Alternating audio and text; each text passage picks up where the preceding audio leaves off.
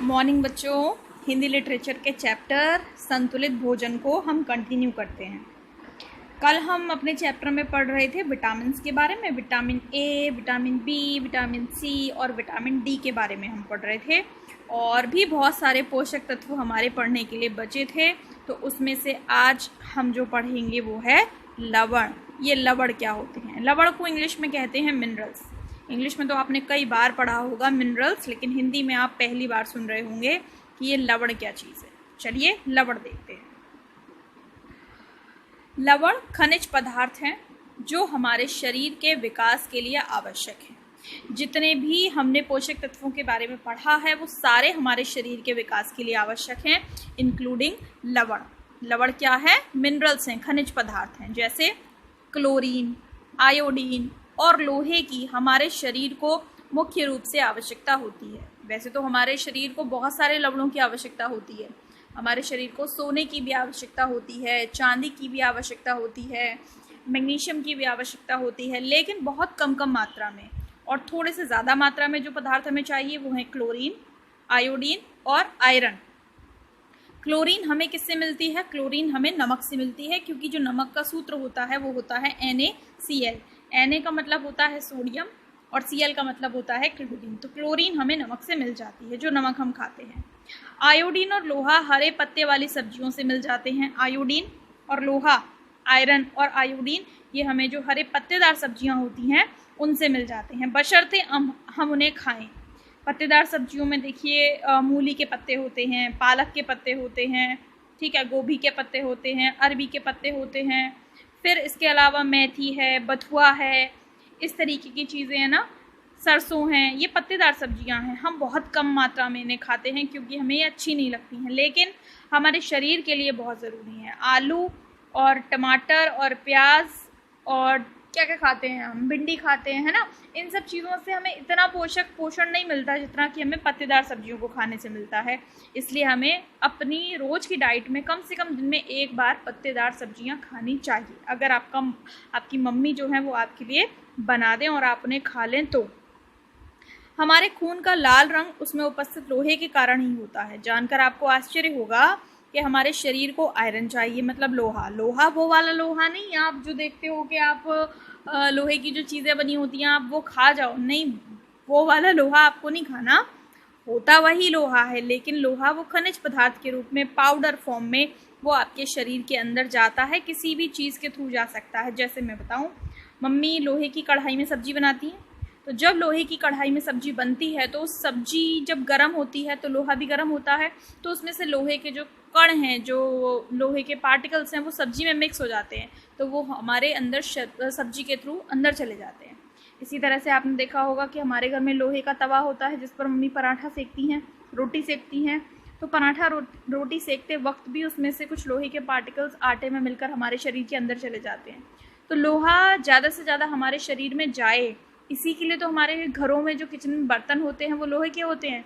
लेकिन आजकल लोगों को लोहे के बर्तन पसंद नहीं है। क्यों? क्योंकि वो काले काले हो जाते हैं, इसलिए लोग उसको रखते नहीं हैं। तो जिस तरीके के बर्तनों में आज हम खाना खा रहे हैं वो हमारी सेहत के लिए बहुत ख़तरनाक है। हम प्लास्टिक के बर्तनों में खाना खा रहे हैं, हम मेलामाइन के बर्तनों में खाना खा रहे हैं, और जो आजकल हमारे घरों में नॉन स्टिक सारी चीज़ें चलने लगी हैं हम उसमें खाना खा रहे हैं, वो सारी चीज़ें हमारे शरीर के लिए बहुत ज़्यादा नुकसानजनक होती हैं। आजकल तो जो नाइफ़ होते हैं, जो चाकू होते हैं, वो भी लोहे के नहीं होते हैं। पहले के टाइम में जो चाकू होते थे वो लोहे के होते थे, तो उससे जब सब्जियां काटी जाती थी या उससे जब फल काटे जाते थे तो उनके थ्रू भी लोहा हमारे शरीर में पहुंच जाता था। लेकिन आज हम उन सारी चीज़ों को बदल चुके हैं, तो हमें लोहे की ज़रूरत है। तो लोहा क्या करता है? जो आप हमारे खून का लाल कलर का रंग देखते हो, हमारे खून में लाल रंग है, वो लाल रंग है ही किसकी वजह से? आयरन की वजह से। अगर हमारे शरीर में आयरन की कमी हो जाएगी तो इससे हमारे ब्लड में कमी आने लगेगी, मतलब हमारे शरीर में खून बनना कम हो जाएगा। इसीलिए ये सारी चीज़ें जो लवण हैं, ये सारी चीज़ें हमारे शरीर में प्रॉपर मात्रा में, उपयुक्त मात्रा में चाहिए होती हैं। क्लोरीन, आयोडीन और लोहा, इनकी हमारे शरीर को खास तौर से ज़्यादा ज़रूरत होती है। ठीक है, और भी चीज़ें चाहिए, जैसे हम नीचे आ रहे हैं देखिए, कैल्शियम और फास्फोरस, ये भी हमारे शरीर को चाहिए होते हैं। कैल्शियम और फास्फोरस ये भी लवण हैं जो हमारे दांत और हड्डियां मजबूत रखते हैं। अगर हमें अपने दांतों को और हमें अपनी हड्डियों को मजबूत रखना है तो उसके लिए हमें क्या चाहिए, कैल्शियम चाहिए और फास्फोरस चाहिए। जिन बच्चों को ये खनिज पदार्थ पर्याप्त मात्रा में नहीं मिल पाते उनकी हड्डियां दुर्बल रह जाती हैं। आपने देखा होगा बहुत सारे बच्चे ऐसे होते हैं, ज़रा सी उनकी उंगली अगर ऐसे किसी ने मोड़ दी, ऐसे कर दिया तो उनको क्रैक्स आ जाते हैं, उनकी हड्डियां जो हैं वो टूट जाती हैं। क्यों? क्योंकि जो उनकी हड्डियां हैं ना, ऐसे ये जो नकल्स हैं, यहाँ पर जो हड्डी है, ठीक है, इसी तरह से ये जो आपकी हड्डी है, ये आप देख रहे हो ये दब नहीं रही है, ये हार्ड है क्योंकि यहाँ पर हड्डी है। तो ये हड्डियाँ उनकी इतनी दुर्बल होती हैं, ठीक, शरीर की सारी पूरे शरीर की हड्डियाँ दुर्बल होती हैं कि ज़रा सा उनका हाथ मुड़ जाए, वो गिर जाएं, उनका पैर मुड़ जाए कहीं पर भी तो तुरंत उनकी हड्डी टूट जाती है। क्यों? क्योंकि उनके शरीर में कैल्शियम और फास्फोरस की कमी होती है। अब कैल्शियम और फास्फोरस का जो मुख्य स्रोत है, कहाँ से आपको कैल्शियम और फास्फोरस खाने के लिए मिलेगा, उसका जो मुख्य स्रोत है वो स्रोत है आपका मिल्क, दूध। इसलिए बच्चों को पर्याप्त मात्रा में दूध पीना चाहिए। जब बच्चे छोटे होते हैं तो उनका शरीर मुलायम होता है क्योंकि उनकी हड्डियां कमज़ोर होती हैं। हड्डियों को समय के साथ, जैसे जैसे हमारे शरीर का विकास होता है, समय के साथ मजबूत करने की ज़रूरत होती है। इसलिए एक लंबे समय तक सारे लोगों को, बच्चों को खास तौर से क्या पीना चाहिए, दूध पीना चाहिए। लेकिन प्रॉब्लम ये है कि आजकल शुद्ध दूध हमें नहीं मिलता है। दूध जो मिलता है वो पाउडर का बना हुआ मिलता है, या उसमें पानी की मात्रा इतनी ज़्यादा होती है कि दूध के सारे पोषक तत्व खत्म हो जाते हैं। इसलिए दूध पीते भी हैं लेकिन दूध से हमें उतना फ़ायदा नहीं मिलता जितना कि मिलना चाहिए। और ये सारी चीज़ें क्यों हो रही हैं? ये सारी चीज़ें हो रही हैं ज़्यादा पैसा कमाने के लालच में। अगर हम पैसा कमाने की प्रवृत्ति में थोड़ा सा विराम लगा दें तो शायद ये चीज़ें हमें शुद्ध मिल सकती हैं। ठीक है, आगे चलते हैं। ध्यान रखिए, हमारा पेट इन्हीं चीज़ों की भाषा समझता है, जबकि हमारी जीभ भिन्न भिन्न प्रकार के चटपटे व्यंजन चाहती है। देखिए, दो चीज़ें हैं, एक पेट जिन्हें पोषक तत्व चाहिए और एक जीभ जिन्हें स्वाद चाहिए। तो ये दोनों एक दूसरे को दिक्कत करती हैं। जीभ को स्वाद चाहिए और पेट को पोषक तत्व चाहिए, और जिन चीज़ों में पोषक तत्व होते हैं वो हमें कम स्वादिष्ट लगते हैं, और जो ज़्यादा स्वादिष्ट लगते हैं उनमें पोषक तत्वों की कमी होती है। तो ये संघर्ष जो है वो ज़िंदगी भर हमारे साथ चलता रहता है। मम्मी कहती हैं पालक खाओ, लेकिन हमें खानी होती है पैटीज़। इसका मतलब यह कदापि नहीं है, कदापि मतलब बिल्कुल भी, इसका मतलब ये बिल्कुल भी नहीं है कि हमारा भोजन स्वादिष्ट नहीं होना चाहिए। हाँ, अगर हम पोषक तत्व युक्त भोजन खाएंगे और जैसा कि मैंने आपसे कहा कि उसमें स्वाद कम होता है, तो क्या हमें स्वादहीन खाना खाना चाहिए? तो वही बात है कि इसका मतलब ये बिल्कुल भी नहीं है कि हम अपने भोजन को स्वादयुक्त ना बनाएं। स्मरण रहे, स्मरण मतलब याद रहे कि भोजन में स्वाद तो होना चाहिए, पर हमें केवल स्वाद के लिए भोजन नहीं करना चाहिए। जो भोजन हम करें उसमें सबसे पहली चीज़ है पोषण। उसमें ये देखें कि पोषण कितना है, और दूसरे नंबर पे उसका देखना चाहिए हमें स्वाद। ये दोनों चीज़ें होनी चाहिए। दोनों चीज़ें हैं तो आप भोजन करिए। अच्छा, कुछ लोग ऐसे होते हैं जो पहले देखते हैं स्वाद और दूसरे नंबर पे देखते हैं पोषण। चलो, ये भी चल जाएगा कि स्वाद भी अच्छा है और पोषण भी है। लेकिन कुछ लोग क्या करते हैं, केवल स्वाद देखते हैं कि स्वाद अच्छा है, पोषण का उनको कुछ अता पता नहीं है कि पोषण है या नहीं, इससे उनको कोई भी लेना देना नहीं होता। तो ऐसे लोग जो हैं वो अपनी सेहत के साथ अनदेखी करते हैं, खिलवाड़ करते हैं, और जिसका भुगतान उन्हें आने वाले समय में या वृद्धावस्था में करना पड़ता है। जल भी संतुलित भोजन का एक अंग है। जो भोजन हम खाते हैं उसके साथ जल भी उसका एक अनिवार्य अंग है। दिन में 8 से 10 गिलास जल अवश्य पीना चाहिए। अब आप काउंट कीजिए कि क्या आप इतना जल पी लेते हैं, और अगर नहीं पीते हैं तो आप आज से ही उसको गिनकर पीना स्टार्ट कीजिए। ठीक, आप एक बड़ा सा जग ले लीजिए और उसमें आप कितना ग्लास पानी आता है ग्लास से नापकर पूरा उसे भर लीजिए। अगर एक जग में, आपके घर में जो जग है उसमें 4 ग्लास पानी आता है, तो आप ग्लास से काउंट करके उसको भर लीजिए। और अब आपको ये डिसाइड करना है कि आपको दिन में किसी और को पानी नहीं पीने देना उसमें से। आपको खुद को दिन में कम से कम ऐसे 2 जग खाली करने हैं। तो अगर आप देखेंगे कि सुबह से लेकर रात तक आप 2 जग खाली कर लेते हैं, इसका मतलब आप 8 से 10 गिलास पानी डेली पी लेते हैं। जल के अभाव में कब्ज की शिकायत हो जाती है। अब ये कब्ज क्या होता है? कब्ज ये है कि अगर आपके शरीर में पानी की कमी होगी तो जो आपका वेस्ट भोजन होगा, ठीक, वो एकदम सूखा हो जाएगा। कैसा हो जाएगा? सूखा हो जाएगा।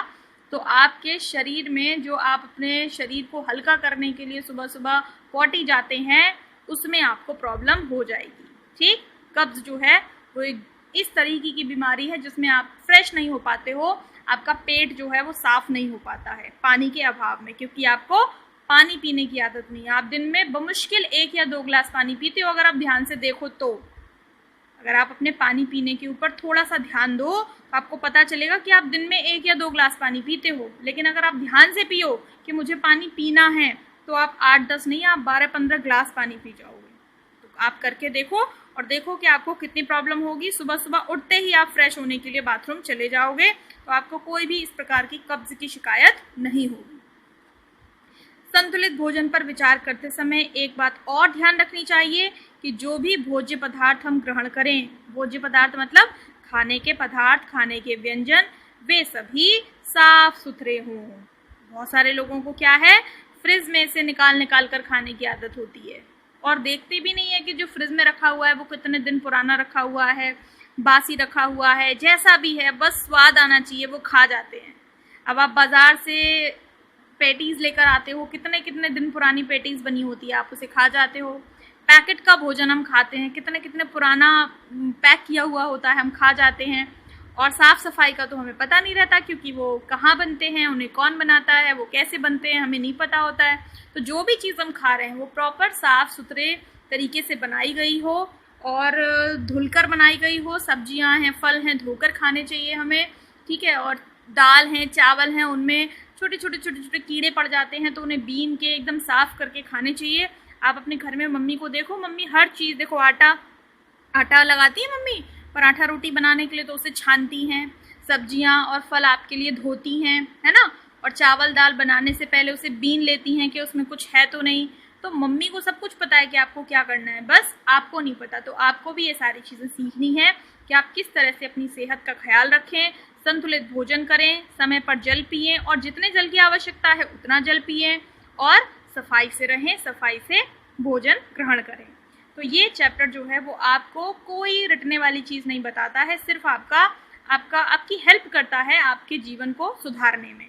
तो इस चैप्टर को आप ऐसे ही लें, ऐसे मत लें कि जैसे ये सारी चीज़ें आपको याद करनी है। याद करने जैसा इसमें कुछ भी नहीं है, सिर्फ फॉलो करने जैसा है, ठीक है।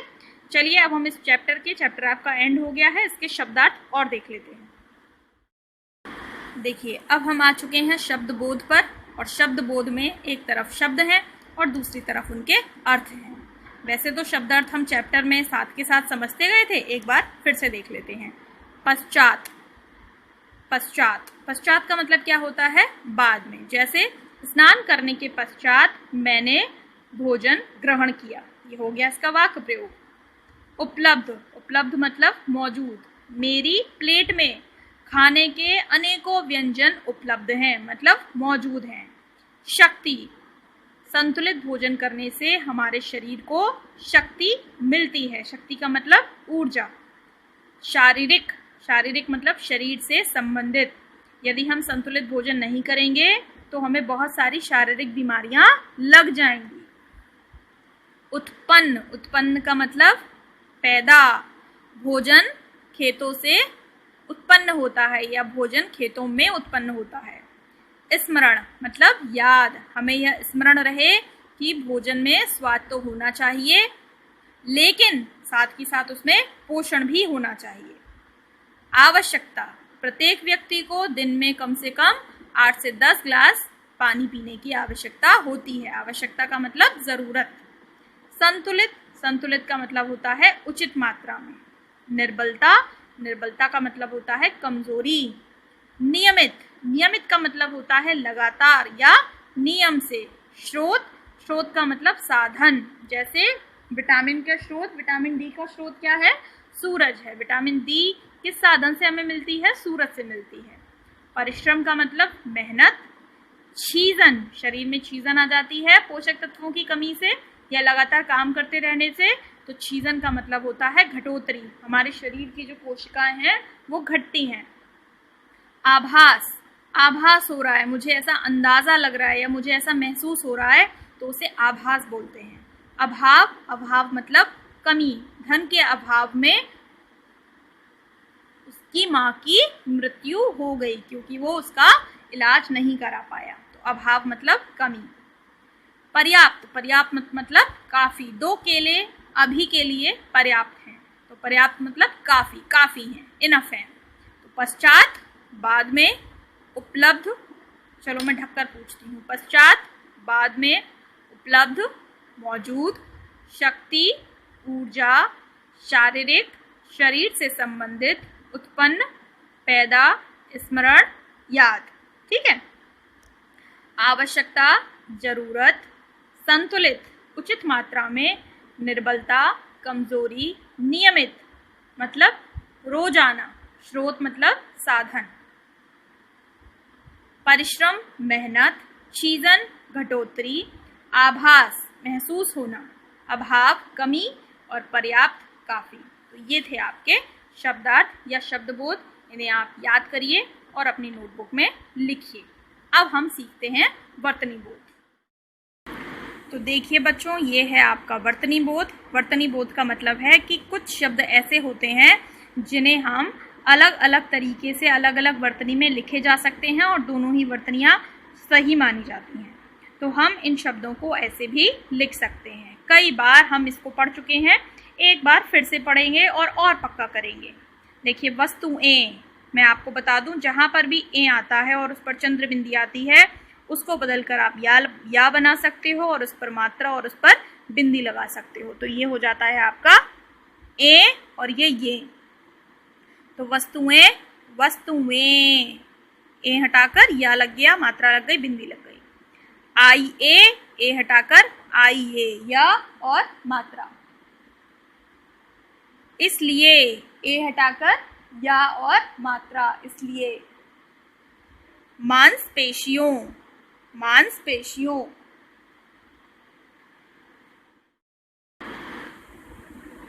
अब मांसपेशियों में क्या अंतर है? यहाँ पर माँ पर चंद्र बिंदु लगी हुई है और यहाँ पर बिंदी लगी हुई है। ठीक, तो ये दोनों तरह से लिखा जा सकता है, मांसपेशियों और मांसपेशियों, दोनों तरह से मांस लिखा जा सकता है।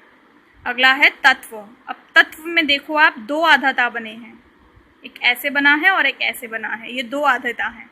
तो वैसे आप एक आधाता से भी लिख सकते हो तत्व। संतरा, बिंदी हटाकर अगला अक्षर देखना होता है ता, और ता वर्ग का अंतिम अक्षर आधा करके लगाना होता है। तो ता वर्ग का अंतिम अक्षर क्या होता है? त थ द ध न। तो आपने बिंदी हटाई और ना लगा दिया, तो ये हो गया संतरा। गर्मी, तो रा हटाकर आपने रा को ऊपर चढ़ा दिया, तो ये भी हो गई गर्मी। इसी तरह से चर्बी, रा हटाकर आपने ऊपर चढ़ा दिया, तो ये हो गई चर्बी। संतुलित, संतुलित, तो आपने बिंदी हटाई और ता है तो ता के अकॉर्डिंग ना लगा दिया, संतुलित। द्वारा, अब द्वारा में देखो क्या है, दा पूरा है, दिख रहा है आपको दा पूरा, लेकिन दा पूरा नहीं है। वा आधा दिख रहा है लेकिन वा आधा नहीं है। यहाँ पर दा आधा है और वा पूरा है, तो ये हो गया द्वारा, आधा दा, वा और रा।